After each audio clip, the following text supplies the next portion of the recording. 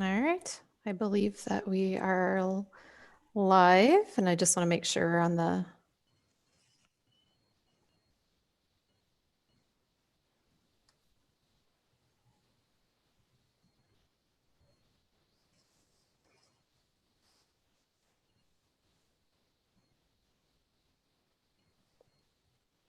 Yep, it says we're live now. We're just on a different channel or a different event. So go ahead and I will update the event.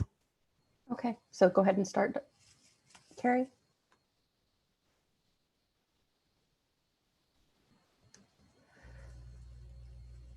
Hello, everyone. I'd like to welcome all of you back to Accessibility Talks. We took a break in March, but now we're back. And you know, every month we meet virtually and talk about all things accessibility, generally focusing on website usability.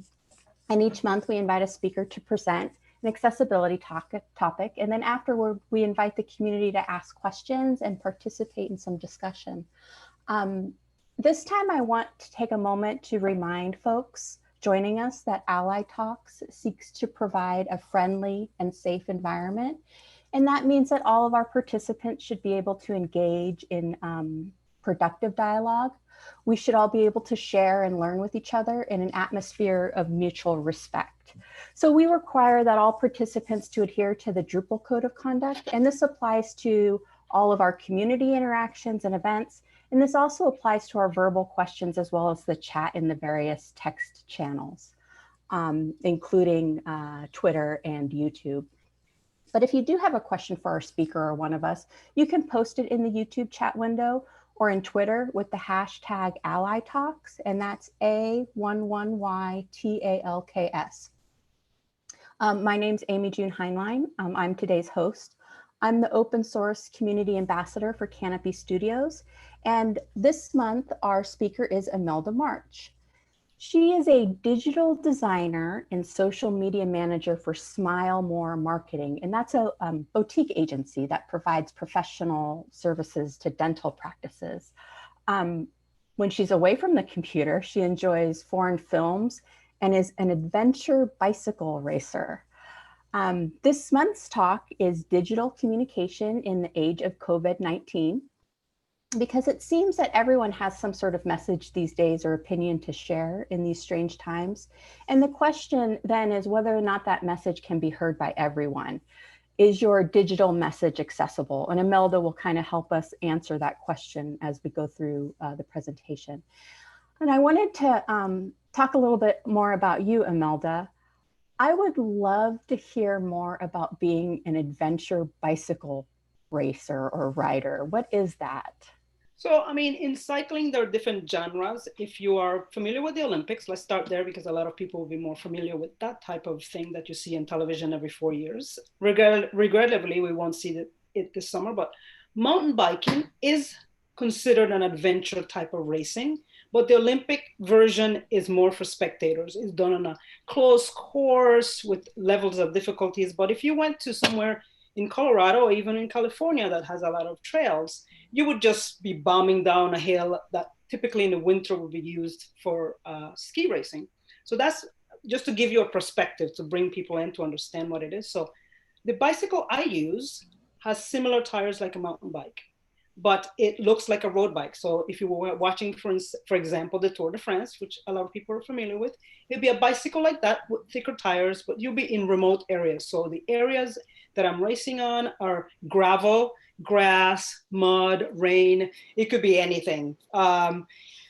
It's fun and it's a little bit more, it's kind of like, it's more individual performance. So if you felt like in another 3 months, if we are then, available to be with our friends on a physical platform, you'd be training for something and you would just challenge yourself. Sort of like, like if you were going to run the Chicago Marathon or the Boston Marathon, you would say, okay, I want to run this marathon in 3:30. And you would perhaps find a group and get yourself to get some motivation. So I have a lot of friends who do that as well. And in the past, I did do road racing. I road raced for 8 years and kind of, kind of wanted to move on to a different type of adventure. And a friend of mine said, "Hey, let's go to this event." So I was like, oh, okay. I'm in pretty good physical condition. So I wasn't really scared that I wasn't going to make the finish line, but I went and it was really challenging and I liked it and it was fun. And it's kind of brings in all kind of type of individuals, whether you have a fancy bike or just a bike from a Kmart special, shall I say. So you can come to any of those. So that's one of the things I enjoy when I'm not, not working. And hopefully, if we are able to get out of this pandemic, we are going to be with our friends riding together again. Right. Do you have any certain music you listen to while you ride? Well, obviously riding on the roads with an earpiece is not something that I do. I mean, there are people who do that, but I like to know what's going on around me. Mm-hmm. And I want to know if a car is coming too fast. I want to be hear the speed of the car, how much I should be moving over on the road, or should I pretty much jump off and go on the sidewalk? I don't do any music while I'm riding outside, but when I'm training inside, which I am doing a lot now that we are kind of on a stay-at-home mandate, I do listen to a lot of Latin music, a lot of dance music.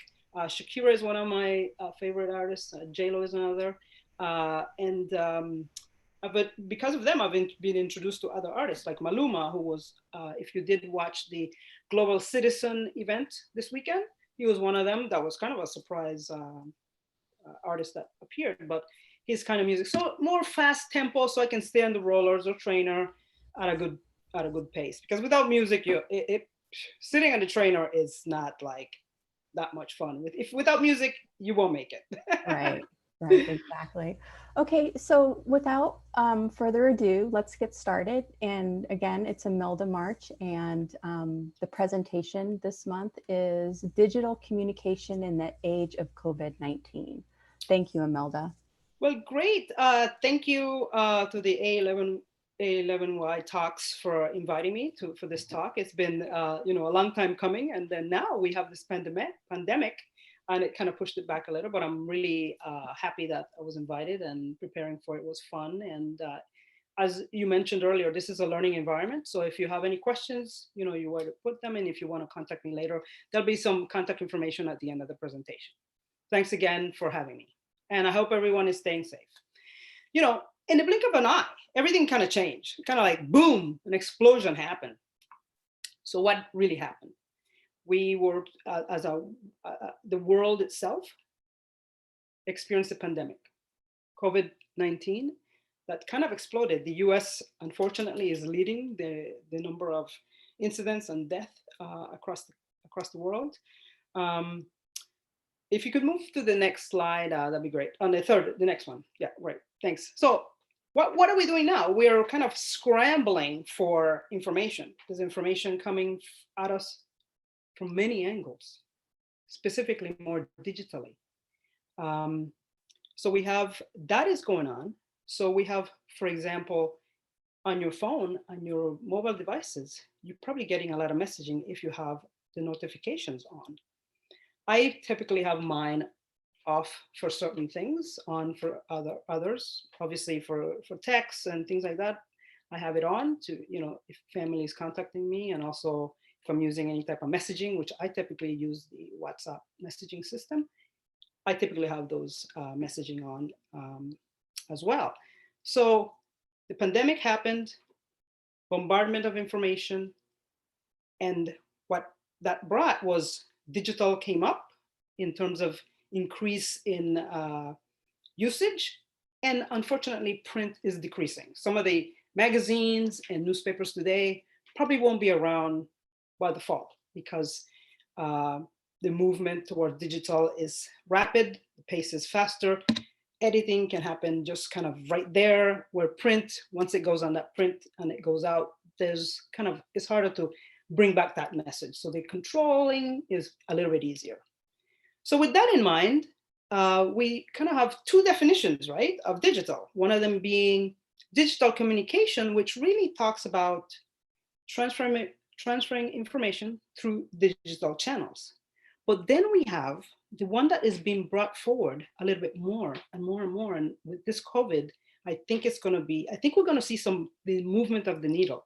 Now we have digital accessibility, which really try to promote digital communication in order for everyone to participate or understand. So we have people with visual or auditory, motor or cognitive behavior, cognitive disabilities, I mean, that are able now to participate, but with a caveat, only certain sites provide you that luxury, shall I say, because it is kind of a luxury. And as a designer, I've gone to many events where they talk about, you ask the questions, hey, when a client comes to you and you're designing a website, how did that discussion go? Who is pushing the accessibility piece of it? Typically is the agency kind of suggesting to the client, hey, this is great, it's flashy, but not everyone is going to be able to participate on your site, and this is why. And then they may be able to some give and take for them to decide whether they want to participate on the digital accessibility side of things to allow other users to come into the fray. So that's kind of interesting, right? So when we look at what's going on today, people are connecting like never before.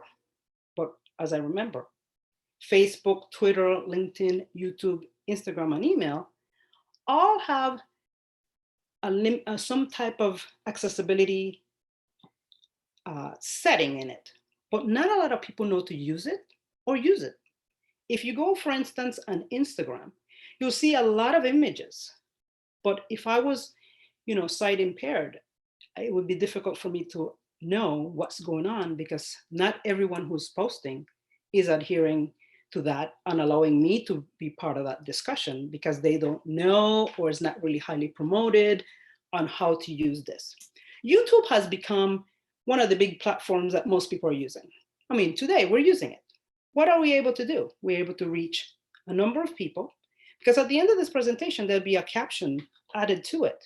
So later on, anyone can retrieve this video and be able to, if they are, hearing impaired, they'll be able to participate because the captions will be there. They'll be able to read it. But one has to understand that captions also help individuals whose primary language is not English. Like I watch a lot of foreign films. Like, okay, if you go to the Chicago Film Festival that typically happens in the fall, there are many genres and many participants from both national and outside of the country. But even some US directors do some fusion or cooperation with other directors where the film could be with an American investment, but really filmed in Spain or Portugal or France. So guess what? That will have captions. But the captions are not necessarily there because they are adherent to any type of accessibility. They're adhering because they want to have participation. And if you want to really say that that is an accessibility, we can say that from that point of view. In any case, we looked at Pew Research Center, kind of wondering, how are we communicating? Well, one of the main things, surprisingly, people are communicating via email because nowadays, who's calling anyone? We're not calling, we're Zooming, right? And as you can tell, video is one of the platforms that a lot of people are using today to communicate with each other. With the increase of remote working and also collaboration with other staff members that are located in other places within the US or internationally, that has increased. So they did a survey just a few weeks ago, at the end of March 19th to the 24th, where they asked adults living in the United States, how were they communicating? Majority was doing email. The second part of it was more looking for information as it pertained to the COVID-19 virus. So they were kind of a push and pull, right? So the push being that someone is sending you information, and the pull is that you're going to the website to find information. Some government agencies do have accessibility built into their sites, but not all of them. Sometimes it's buried somewhere, or sometimes there's a clause that tells you if you need further assistance, you call somewhere. And if you're at home, obviously, or you have a device, mobile telephones now allow you to communicate with anybody regardless of in kind of a limited way in if you had any impairment. So like the iPhone, for instance, has some great accessibility features. So you can do text that then converts to voice. And also you can increase the text itself to be able to communicate. So with this pandemic, we have casualties, right? So digital communication is kind of digital communication on steroids. So we have emails coming one side, social messaging, videos, text messages, all coming you at once. Another thing, content creators have become kind of sought after, increasingly busy, multiple reiterations within the messaging, because sometimes that first message doesn't resonate with what you want it to really sound like or to communicate the right words. Increased pressure that not only that you're pushing out content, but the content is also read, but also understood by those who are accessing it. Within that, then you look at social media has been exploding, right? But for instance, at the other side of the ocean, in the UK, 73% of consumers there want brands and businesses to communicate with them via email. They don't take on other channels as much. But on the other side of that, about 41% of them are open to receiving messages through other channels, that being social media, text messages, and checking a website for information, specifically now that we have the COVID. They want to know, what are those brands doing? What are those services doing amid this crisis? Excuse me. So with that said, digital accessibility is an uphill battle, right? Every day we are, as providers and designers and creators, trying to make sure that that message is there, and that every day the door opens up a little bit more for others to be brought into the communication and into the discussion, shall I say. So in Chicago, for instance, I live in Chicago, we have daily updates from the mayor. One is from the mayor and one is from the governor. And as you can see on the right-hand side, there's kind of a bubble and a question mark. So that message specifically, I was looking at it through Facebook. My setting on Facebook allows me to I have it set that any video that plays automatically captions it. I am able to see captions. But on this instance, this network, then the captions weren't there, and I wasn't sure why. But on television, on my television, I could put the captions and I could see it. But online, that wasn't possible. And as you can see how that is a problem, right? So if you're a person who maybe not have cable television, or your television is not on, or you just with your device, you kind of will be missing out on the message. Yes, this is being a little bit,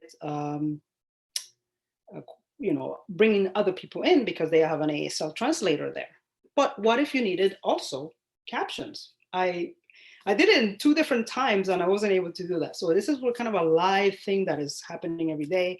But if I go on my television, I'm able to see the captions. So these are things that are, with the COVID, it's not bringing in everybody if I am not able to see that information. So on the other side of that, we have social media. So as I mentioned before, many of the social media platforms now have, with this past of time, they have had more accessibility tools added to them. For example, this one is on Facebook, and it was done by the Wisconsin Department of Natural Resources, kind of alerting their constituents that 40 of their state parks would be closed. But as you can see from this example, it's kind of hard to read. It has a darker background, but a lot of white hues with a heavy usage of white text. So someone who may be sight impaired would have a lot of difficulty seeing this. But on the Facebook, you could have your setting that you could have it, if you're using a Mac, other manufacturers have it, but I'm not too familiar with it. But with a Mac, you can have text to voice. So that was the only way that this message could be read. but on the website, not on Facebook, because it's an image that they did not use the alt text to tell me what that image was. So here again, a big, huge place that is not adhering to any of those things and not bringing everybody in. As I mentioned before, I'm a film buff. So the festival in Banff, which is the Center for Arts and Creativity in Banff, Alberta, they have a yearly film festival. So because we all stay in place, they wanted to stay relevant. And for them to stay relevant, what do they need to do? They need to give away something free. Typically, you don't get the films free from them. You have to pay, and you're there in person.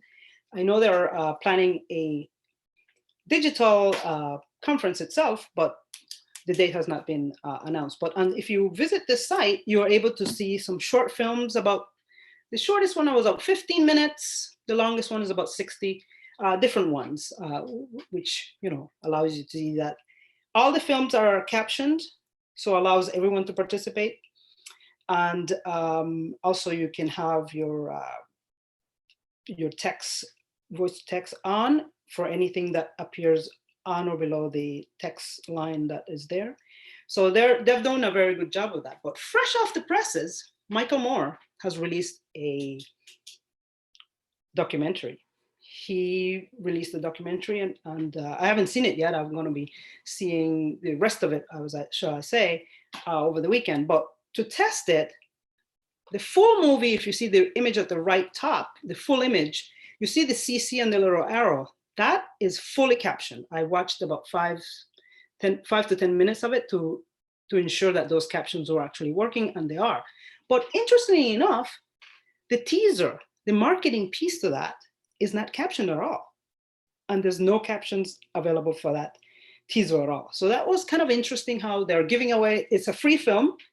There's no paywall or anything. So anyone who wants to watch it can. And if you just visit Michael's Moore YouTube channel, you'll be able to see it there. But if you have any type of needing any captions, it's there.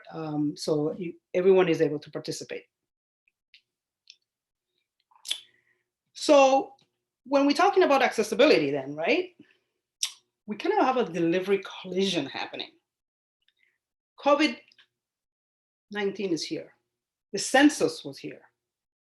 And also in certain states, early voting for the primaries was going on, right? But guess what?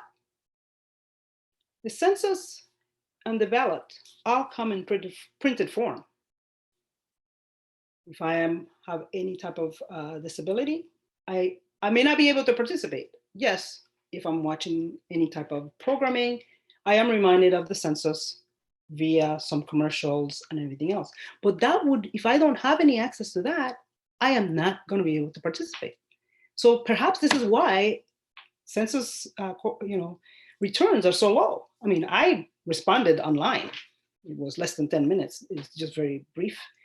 But yes, that paper did come with no braille, nothing. I mean, if I was sight impaired, I wouldn't know what it was. I mean, obviously someone would have to read it to me for me to get informed.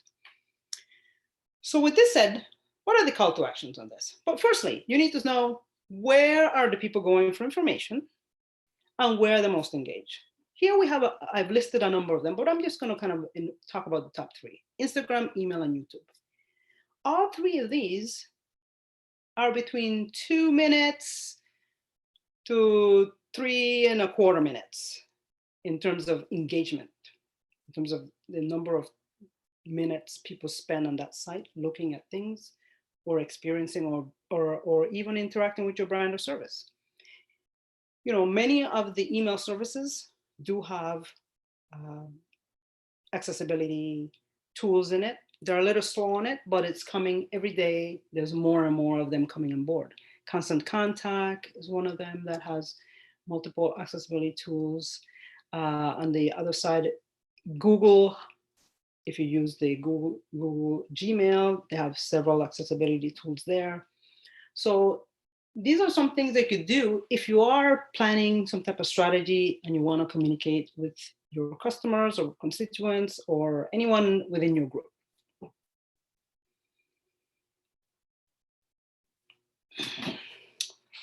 So some of the things you could think about as you,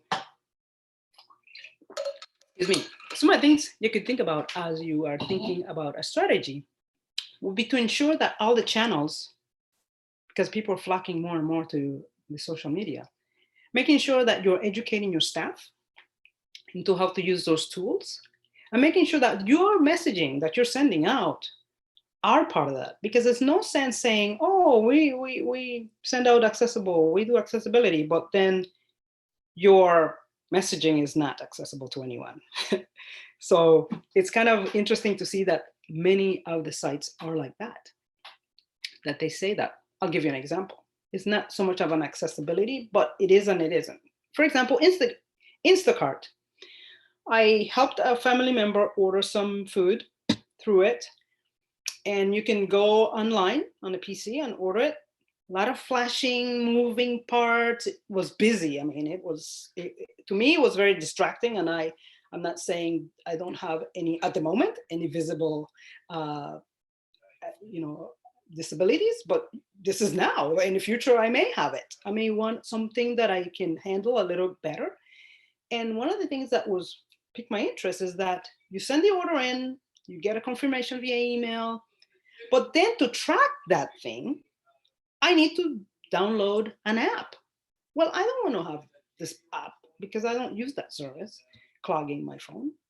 But the other person who actually is the person who's going to be getting the items doesn't use apps very well. They just kind of text, but nothing that sophisticated. So that is already cutting off a number of people who are not able to check on their things.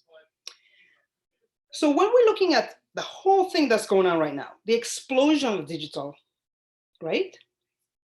So one of the things that will kind of pique my interest was this company called Wiser. They're actually a company that creates digital experiences for higher ed. As the CEO said, creating a dynamic digital experience is a nice to have. Is not even a nice to have anymore. It's kind of a necessity. Well, what's going on right now? Schools are closed, universities closed down, everybody's home. So the rapid transition to digital experiences exploded, but not everybody was ready for it. Some universities who were already providing that were ready. For example, right here at the University of Chicago, they have an amazing digital experience for any student, whether you're an alumni, you're incoming, or you are going to be thinking about going there, kind of testing the waters, taking some classes online in the fall, then perhaps going full time in the spring. But one of the things they have is something called Ask Me Anything. And it's online, and anyone who have any prospective students, whether you're a traditional student or non-traditional, you're able to engage with this professor or a number of professors pretty much. I believe right now they're having it as a need basis, but it's when they're doing full recruiting in full fashion, it's pretty much once a week. And they have upward of 800 people that come in on that online service to engage. And it's fully accessible. It's text, it's captioned. I mean, it's just like an amazing service. Like even today, if you're looking at food providers, right? So restaurants, what happened to restaurants? They went from on-premise services to kind of digital services that you order online and you pick it up through a non-invasive site, non-invasive kind of area. But the only ones that are succeeding today are those who are providing that service in the first place. So one of my favorite places that I like to snack is Chipotle, because Chipotle not only wants to sell you food, they want to chat with you as well. They want to chat on your Zoom, as you can see here on April 16th. They're inviting a lot of people to jump on to chat with them. I mean, how amazing is that? That's amazing. Totally connecting with their constituents, their customers, and everyone else. And as you know, Twitter already has accessibility functions that you can activate. The images, you can do the alt text on it. I often do that when I'm posting. And then if you have your Mac set from text to voice, you can hear that and and you can use it within whatever constraints you have, and then you can get your message heard. Well, with that, I myself learned a lot, even preparing for this, because um, it's just, we're going to see who's going to survive. Who's going to survive after this period? But this period is testing everyone. It's testing you to see, it's really illustrating what weaknesses you have on the digital side of your business. And with that, I'm open for any questions you may have. And here I have left with you my contact information. I am an open networker. So if you send me an invitation, just make sure you put a message, please. I'll be able to communicate with you, and you can catch me on Slack and on Twitter as well. Okay, there were some questions and conversations going on over there in the YouTube chat channel, Imelda. One of them is, what platforms are the most accessible from your experience, and which platforms need more help?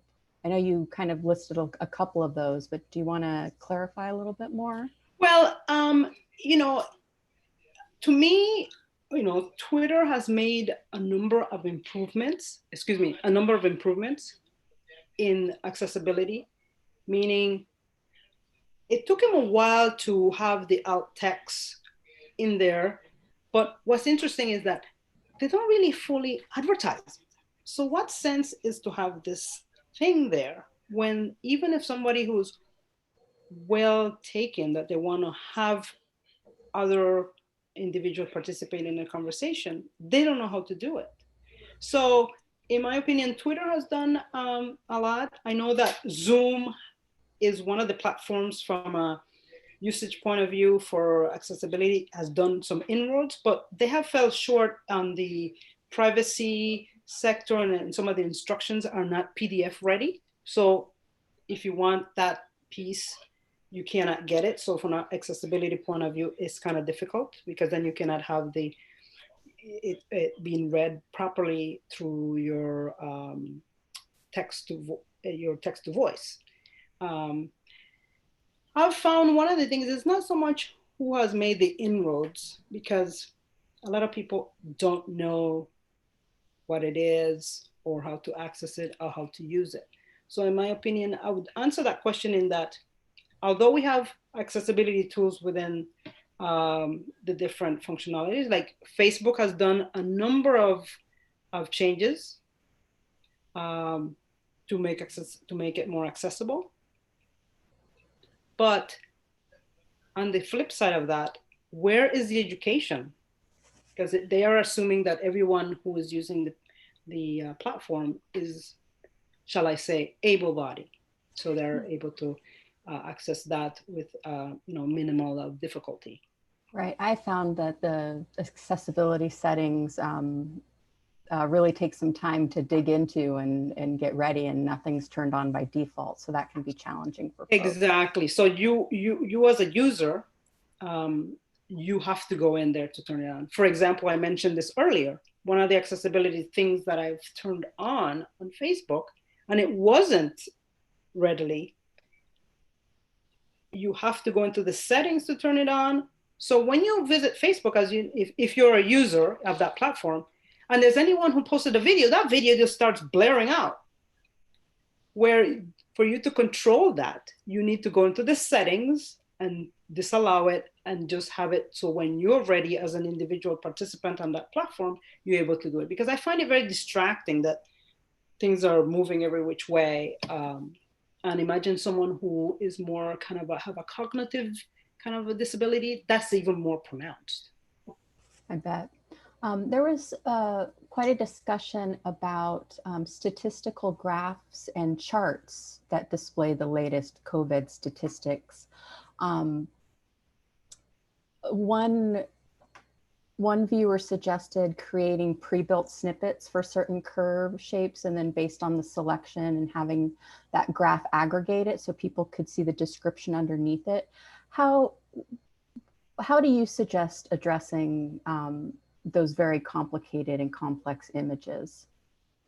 I mean, one of the things, it's great that you brought it up, because even when I looked at the Pew Research Center, I was desperate looking to see where I could find where those buttons were to get that is, because although I use that graph, I really, if you look at the graph itself, that graph was straight out of Pew. But if you look at it carefully, there's certain numbers you won't be able to see because the contrast was not, there wasn't enough contrast on those very light blues to the right. Like if you, on the right-hand side where the use of mail messaging, that's very contrasty. But if you move to the far right and you look at usage, use the internet or email to connect with doctors and other, that's not very contrasty. And also the middle, right? Because the light colors are too close together for someone who maybe have some type of color accessibility issue in terms of a color blindness, won't be able to see those numbers very clearly. I think that exactly what that viewer said, you'd have to break it down into kind of several pieces and then have a description of it that comes up. In some things that I'm seeing coming up, some people actually put the descriptor right within the text, within the graph itself, which sometimes could get busy, but I think on a low tech, if you had to push things and you really wanted it to be as accessible as possible, you could do that. But several of the programming, even the infographics, they're not as, friendly for anyone who may have an impairment. Here's an interesting question.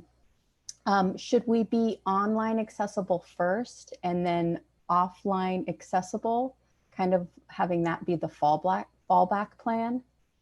Well, I mean, like everything else, like if you look at Accessibility Chicago, let's give you that an example. And they're an organization that provide accessibility services to the community.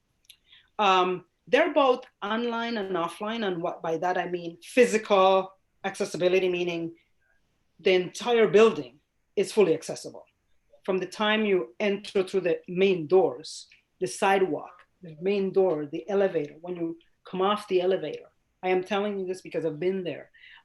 They recently created a new website and they have tested it multiple times prior to launch, and they're continually tested with individuals who have that disability. Because it makes no sense for anyone to test a site or even a physical site with someone who doesn't have the disability, because it's just not the same. It's not the same if you put me in a wheelchair to wheel around than someone who actually uses that because they have mobility issues, and they'll be able to better explain what would work and not work. So I think it should be simultaneous. Luckily in Chicago, to some extent, right, there is the physical portion of the accessibility is a little bit more full blown than the digital. And I would like to see that to be a little bit closer. Like, for example, the CTA. There's certain stops that are not accessible at all. On the Blue Line, for instance, if you are at, I believe if you're at Irving Park, if I am in a wheelchair, I cannot get off at Irving Park. I need to get off at Addison and take a bus coming west. So I'm kind of doing plane, trains, and automobiles because there's only so many buses that goes west that will get me back to Irving Park. Then I have to get a bus that will be accessible because it'll be able to lean. I'll be able to go on the little ramp, go into the bus, and be able to perhaps reach my destination. But it will take me a little longer than me, who currently I am able-bodied. I can get off, get downstairs, take the bus, and get to my destination.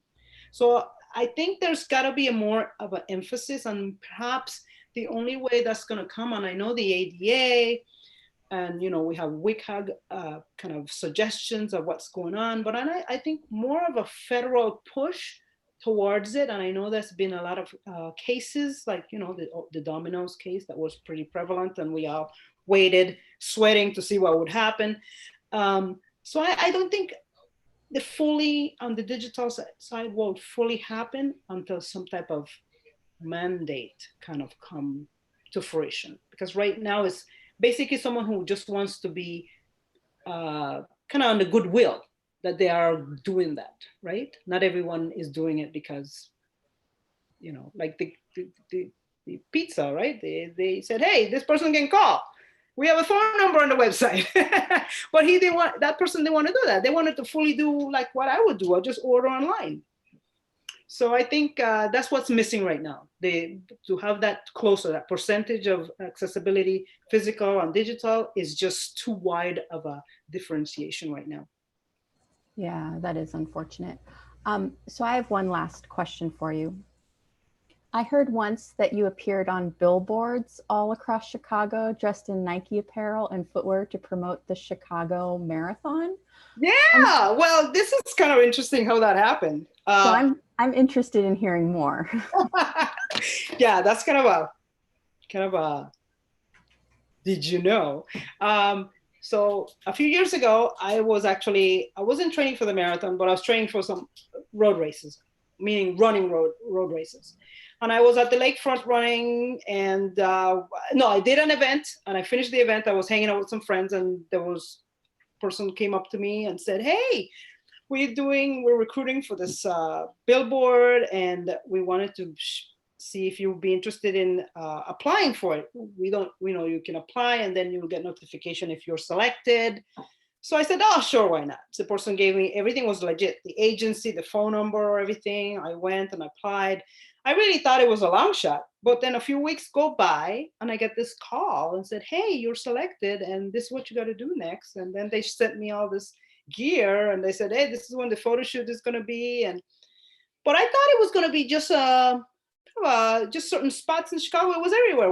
I was at a bus stop, and there I was, huge, like 10 by 10 picture of me. It was pretty fun. It was really fun, kind of a fame for, I don't know, it's got to be like a 2 month of people talking to you a lot and asking you questions. So I was like, oh, must be how it sounds like to be a supermodel, you know? It could go to your head pretty quickly.